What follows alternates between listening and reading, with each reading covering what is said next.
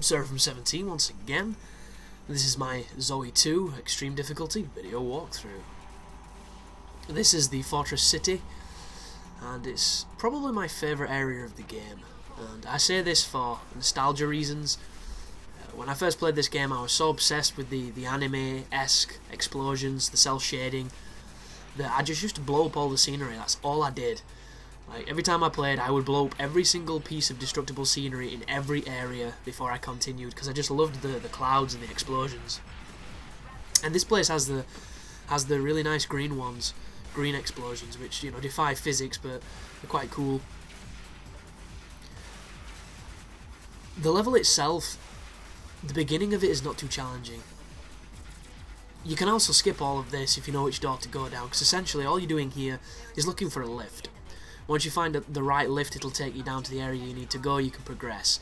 But there are about 5 or 6 different choices, and each wrong choice will put you in a room similar to this one, where you have to fight a bunch of enemies. And some of the rooms are harder than the other ones, mainly because they have Leopardos in them. I believe that's the name of the enemy, which is essentially a Narita crossed with a melee unit. It's an extremely fast and extremely capable raptor, essentially. And they skate on the floor, they combo you, they're a real nightmare if they catch you off guard. And there's also a room that's got a cellar in it, and as we've experienced so far, cellars are really bad news. This is one right now. This is actually the room you have to come into so that you can get through to the next section.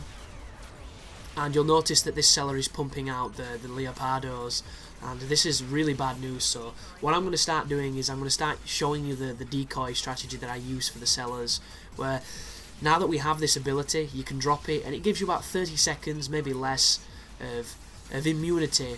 Sometimes one will be able to see you, or one will see through your ruse, as that guy just saw through just then. But for the most, it'll give you enough time to get them off your back and then focus on beating up the cellar. Because this enemy that's trying to hunt me now, if they combo you and you can't get out of it and you start getting stun locked, you will die. They do really quick damage, they do a lot of damage, and it's just a bad situation to be in. But once again, the decoy is really going to earn its keep on this mission, because there is a couple more rooms coming up later on in this area where you have to kill a cellar that's pumping out clods. And anyone who's seen my video I Hate Clods will understand exactly why those things are dangerous.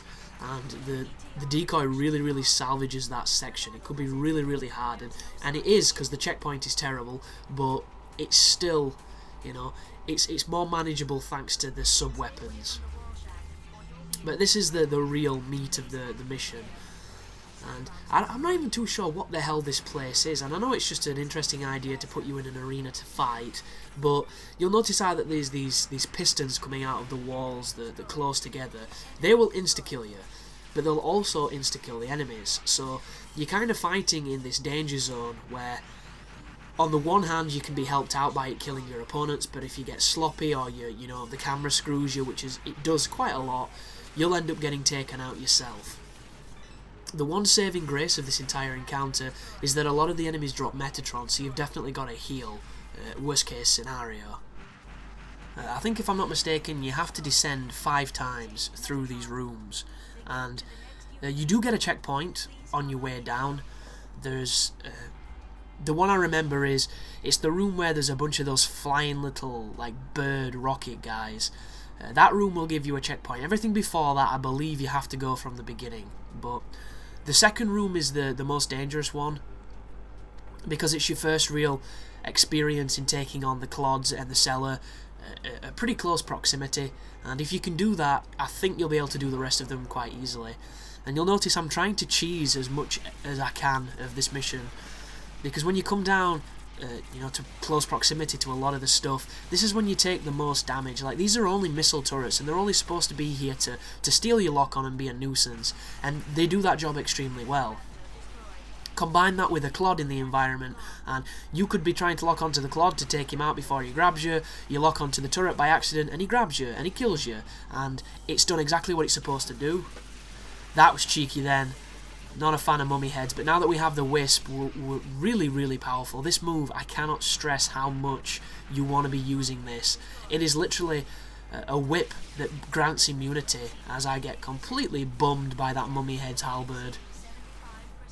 But the thing with this is, every enemy on the game, as I've mentioned before, can potentially kill you extremely quickly. At the same time, if you can chain iframes like you do with the throw, or if you can just stay one step ahead of everything, you can make this game look extremely easy, and it's only when you play it for yourself that you realise that it's not as easy as it looks.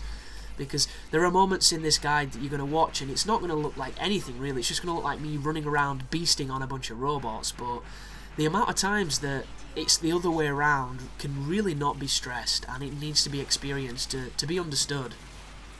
And this is one of those moments where it just looks pretty standard, you know, killing dudes, descending, watching out for the environmental hazards, but when you're doing it, it's a completely different story. It really is. And I do apologise about my voice, guys, it's a little trash. I've been doing mammoth commentary sessions, mainly to just get things finished, because this guide is finished now, hooray. I'm really proud of it, because it's been a definite challenge. It's one of the most challenging ones I've made. I know it's not going to get the appreciation or the watched factor that a lot of my other stuff does, but that's not a problem. I'm glad it's on my channel, I'm glad I've done it, and it's actually pretty sentimental, because I bought a PS2 for this game. I had no interest in buying a PS2 at all, because I had a friend who had one, and I spent a lot of time at my friend's, so I played it there, and I did all the things I wanted to do with it at his house, and because, you know, back when you're a kid, money was tight, I just, you know, didn't want one. But there was a trailer released for the sequel to Zone of the Enders, and I didn't really like Zone of the Enders. I liked the idea, I liked it in theory, and I liked it in concept, but there were a lot of things about it that really, really bugged me, and the trailer for the sequel just, it looked like a completely different game. It looked fast, it was cel-shaded-ish, it had those awesome explosions with the clouds and stuff. It had this really crazy J-pop song on it that I just immediately fell in love with, and it just took over my life. Because when you're young, you know, you go to school and you're playing with your friends, and whatever your hobby is at that time, is you're super passionate about it. And at that moment in time, I wasn't playing too much football anymore, so it just happened to be gaming, which I'd kind of always done, and I just could not do anything but want to play this game. That was literally it. And then they released a trailer. They released a demo for it, and wow. Just wow. Like, you could play all the way up until the Anubis fight from the start of Callisto. So you got to do Callisto, you got to do Arjet, you got to do Neith, and then you got to do Anubis. And that was pretty good for a demo. And Konami have always been really well known for their, you know, the standards of their demos. They've always given you a really good sample of what you're gonna buy. I mean, the Metal Gear Solid 2 is a legendary demo, not because it was a fantastic demo and a fantastic game that followed it, but they let you play the entire tanker section. And we didn't know at the time, but they literally let you play as Snake for as long as you can play as Snake on the entire game.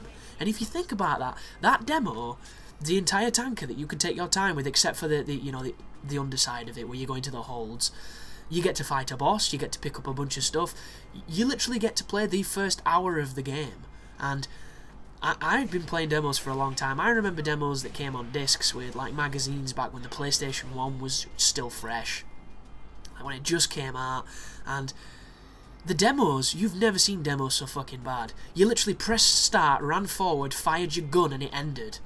There was a minute's worth of gameplay at best. Some of them even had invisible timers where you got like 4 minutes, and you barely got any notion of what the hell the game was. And Konami really changed that, and I'm glad they did, because it had a profound effect on the industry. And you look at demos now, they're generally a much better appreciation of what you're going to buy.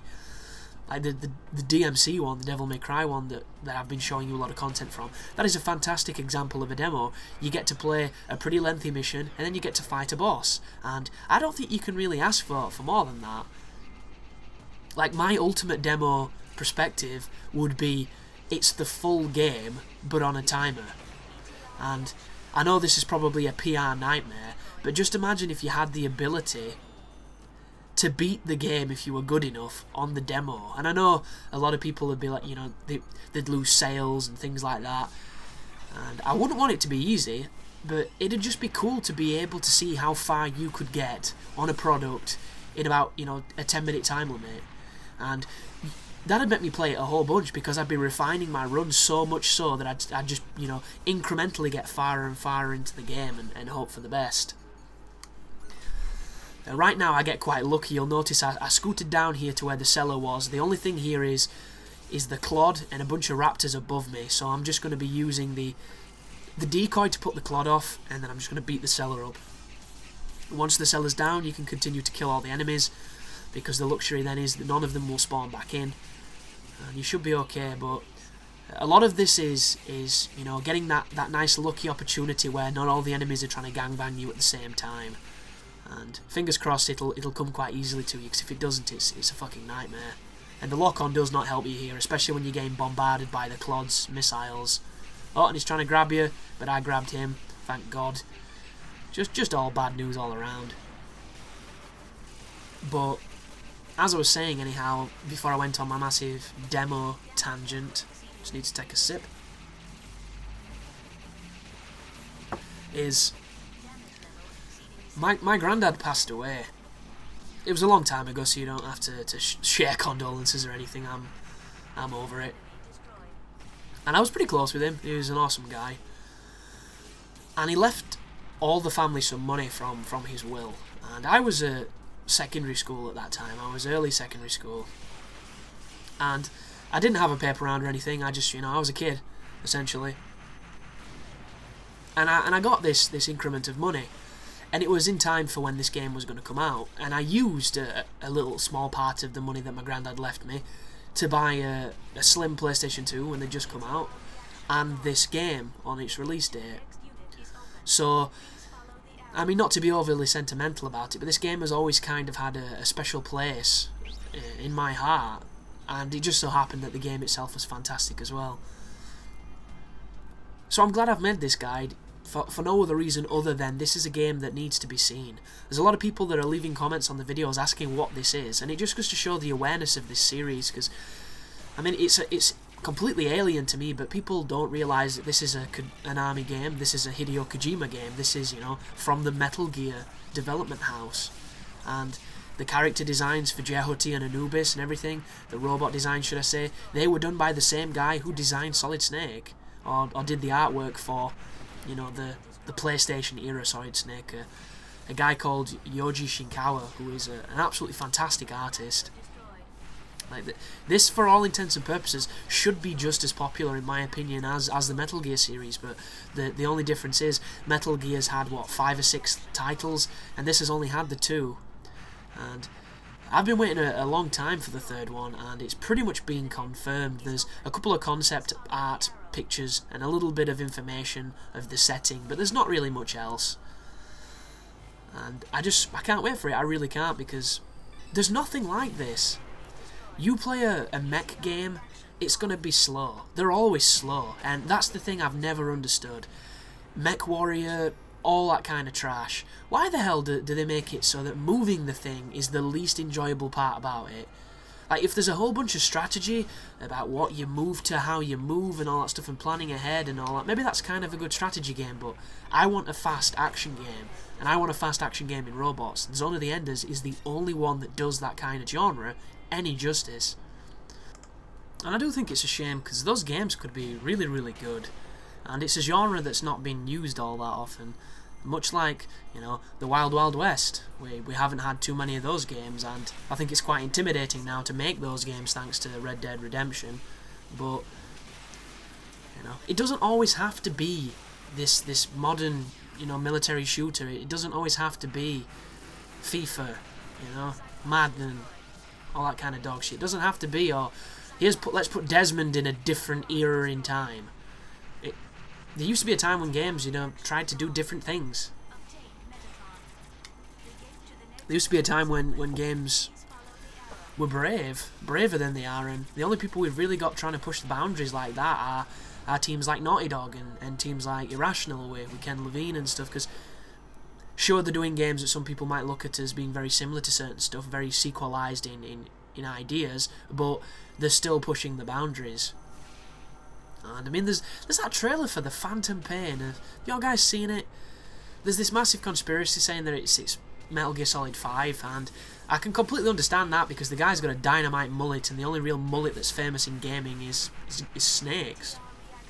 Or the bosses, if you count Big Boss. But it's just kind of strange because the video itself is actually pretty interesting. It's an interesting setup. Very nice visually looking. I don't think it's engine though. And if it is, it's impressive looking Fox engine. And then there's this whole...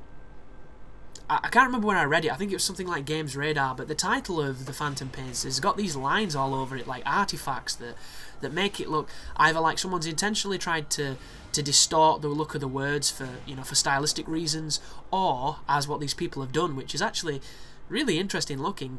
They can actually spell out Metal Gear Solid 5 in these slants, and it's kind of subjective, but it's there. And Hideo Kojima is known for doing this kind of bullshit.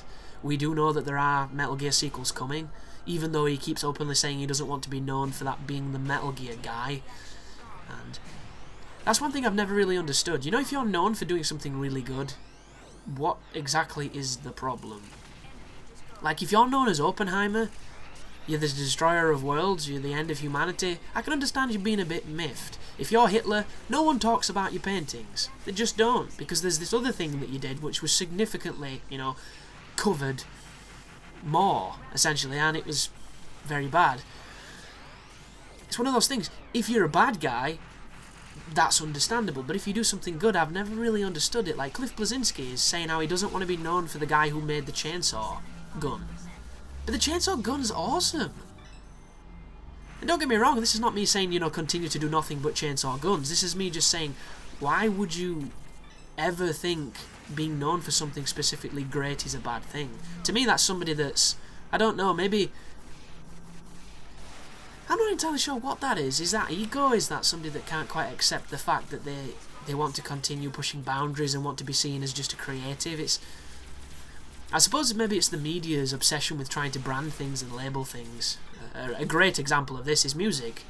How many genres have you never heard of in music that don't even sound like genres? Like, some of the stuff that they're coming out with now, it's just preposterously stupid. They're not even words. It's just, Plemped!